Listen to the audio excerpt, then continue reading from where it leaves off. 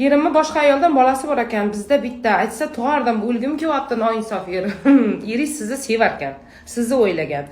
Yana bitta bola degani toksikoz, soch to'kilishi, figura inasiga kirib ketishi, keyin u tug'iladi, yig'laydi, asab, emisiz, ko'krak qoringa tushgan qiyinchiliklardan sizni qutqaribdi. Bitta bola yetadi, mazza qilib yashang. Eringiz o'zi boqadi, o'zi katta qiladi, dardi sizga tushmaydi. Sizni o'ylagan, takoy bo'lib, zo'r bo'lib, mistorga borib, pinyorlardan, ichki kiyimlardan olib, atirlardan sepib, jon deb yurmaysizmi? Nimaga xafa bo'lasiz? Eringiz sevar ekan bunaqa, nima deydi, azobni, bola qarash, asab buzarlik, uni 18 yillik mas'uliyati, umringiz oxirigacha u bolaga siqilib bir narsa bo'lib qolmasin, iloyim ishlari yaxshi bo'lsin deb yashashdan sizni qutqargan. Bu sevgi, bu sevgi. Siz o'zingizga qarang, asalim, go'zal, chiroyli bo'lib yuring.